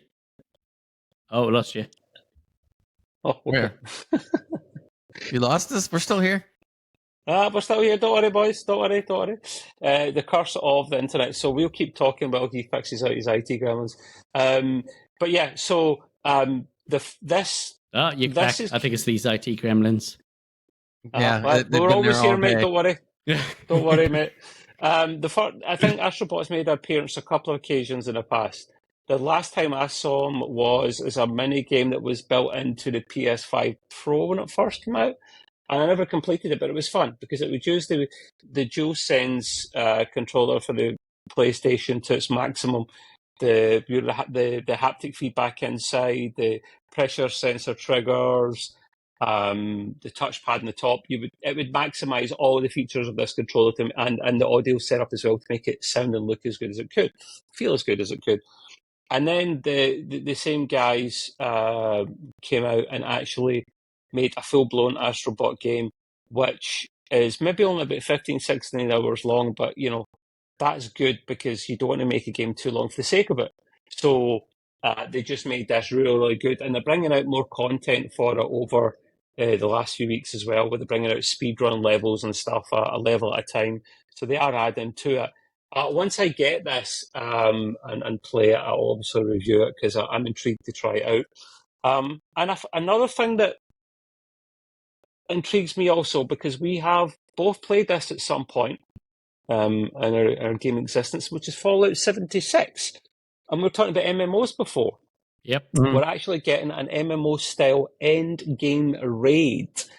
I think World of Warcraft. I need to stop saying that, Trevor. It's rude. World of Warcraft. I've nothing against MMO players. It's just a joke, guys. It could be World of Winkers. I mean, I think I'll go with the former. So it's getting think World of Warcraft, think Destiny. I like the raid element on games like that. It's usually pretty good fun. And this is getting that as well. There you go. Also a very good movie. This was part of the first Fallout Day broadcast. It's like an annual thing. It's a bit like when Matt was talking about Star Citizen. It's kind of like their annual big thing like that, and they talk about all the stuff they're going to bring into the game to make it sound and look better. It'll be out as part of the December update. And I love the fact, boys, that they keep updating this. I will go back to this again at some point because I enjoyed myself in it because I could play it with my pals, where you couldn't do that in a Fallout game before. Yeah. What did you guys think of it in general? I did like that aspect. Yeah, I think at the beginning I didn't like it. I found it very limited when it came out first. You couldn't pick up half of the things that you could on a normal game, do things with it. And the levels were like, the leveling of the characters are really odd. Yeah, yeah, absolutely. Yeah, so I think they've fixed quite a few bits of that. It's quite good. I think we tried to get together to play it before, but never really had got there at all, which is probably pointless, really. That pretty turned me off again. I played quite a bit of it. It's quite interesting. not having the VATs and all that stuff, but parts of it was quite handy. Yeah, I'm mixed on this one, mixed on the 76. So okay, interesting. I mean, yeah. I love certainly my want Fallout. to. So Yeah, I think this was different game from the previous games, so I kind of get it. it is, yeah. I will want to at least complete it. So there is that story element. I want to be able to complete it, and I like the fact that they keep supporting it. I mean, the other things will come out with this DLC as well. When it comes out in December, they are looking to bring pets into it. We've seen this in quite a few games in the past, where you bring out pets. And legendary gear, more legendary gear, things like that. There isn't a hell of a lot of information actually on the actual raid element itself. All they're saying here is a mysterious underground research laboratory located in the ash heap where the Enclave once studied radioactive ultrasite. I quote. So interesting. I'll be keep my eyes out for that. It does look very World of Warcraft when I look at the screenshot. To be honest, with you, I was going to play a little video, but it's like a Star Citizen thing where it's bloody 40 minutes long, and I no one get time for patience for that. Show a wee clip of it. It's for no, because it's mostly them talking about game rather than showing anything. You see, mate. Fast forward to the bit where you see something. You don't. That's the problem. You don't, because it's a circle jerk for like 40 minutes of it. Back to the world they don't have anything. They don't have anything to show up properly anyway. So no, you're just gonna have to learn. No, Matt. Okay, no. Right, but I want it. I know you want it. You'll get it tomorrow, big boy. So yeah, with that, we do have time for the almost world famous EGP gaming quiz brought to you by GameGramer25. All right, here we go. Three more questions for us and the crowd out there, in case you want to answer on the chat. First one. Yes, this is easy. Well, relatively. What is the best-selling video game of all time? Of all time, not just recently. All time. Best-selling game of all time. Minecraft. What do you say, Matt? I was going to say like Call of Duty, that type of thing, or that's a series rather than a game, though. Yeah. True. You know. Yeah. Well, then I will tell you. You can copy me if you want, Matt. You can copy me if you want. If he's right, I'll copy it. Tetris and Jansen. That's a shout, by the way. A good one. Yeah. Oh, yeah. Tetris is good. I love that one. It'd help if you spell it correctly, though, Jansen. Yeah. Tetris. I haven't heard of that one. I won't get a lift tomorrow now. Yeah. Well, the winner is Trev with Minecraft. Ding, ding, ding, ding, ding. Okay. And finally, I get a bloody point when I'm shitting his thumb. All right, we'll see if we can keep it doing well here. What band? Yeah. Yes, this is music, but it has to do with the game, so you'll understand. What band has made more sales off of its Guitar Hero album than any of its actual recorded albums? This is a good question. Oh God, okay. What band I read that wrong. More sales off its Guitar Hero, basically the video game, right? Album than any of its actual recorded albums. I'm going to guess, and it's probably wrong, and I don't know why I've got it up my head. I'm going to say, can we get like? I was going to say Metallica. But that's wrong. That was one of them, but I was actually going to say Nickelback. Metallica is an option as well. Yeah. Metallica. Guns N' Roses, Jansen says. Okay, let's go Metallica number 1 and number 2 Nickelback. Yeah, number 3 Guns N' Roses. Yeah. Okay, guess what? What? You're all wrong. Who is it? It is Aerosmith. Oh no! Oh, of course it is. I was thinking Aerosmith. I was like, no. I was very surprised when I heard it. I'm going like, more than any of its actual recorded albums. You know how many albums they have out? They have loads, and I've got them. And I'm sitting there going like, wow, they made more off of a video game album than they did with everything. I was like, man, this teacher I've never played that game, so that's probably why. We suck. Yeah, well, it's not an easy game to play, but you can learn how to play guitar somewhat on it. So my fingers won't move that fast. No, mine don't either anymore. Or that wide. All right, next and last question. In Grand Theft Auto, the video game, Yeah, go on. Yeah, Taylor there you go. Smith Johnson, sorry. In Grand Theft Auto, the video game, you are able to play up to 8 different characters, but what do all the characters have in common?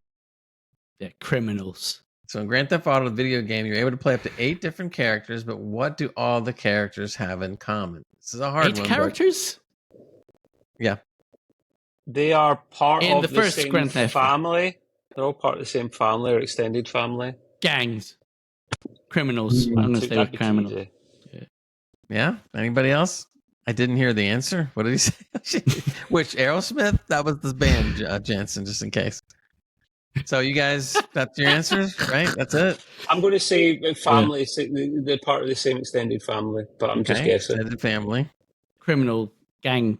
Criminal gang. Okay. Yeah. Well, this is gonna be a good one. Ready? Okay. They all have the same Hairdo.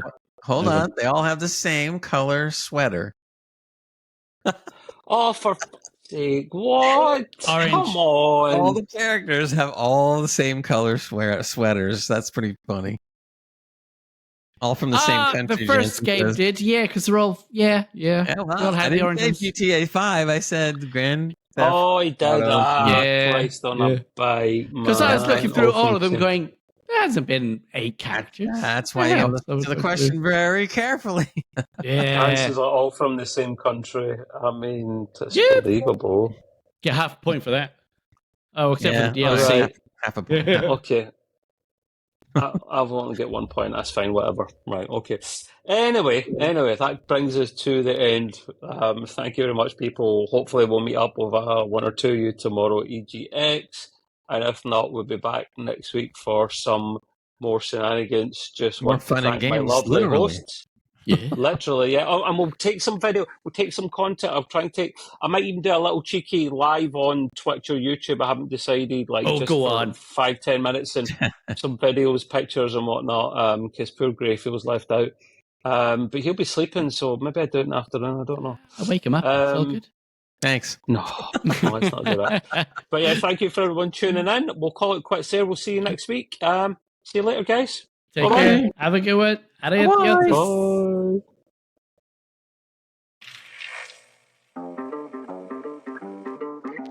I don't want to set the world on fire. I just want to start a flame in your heart. In my heart I have but one desire, and that one is you. No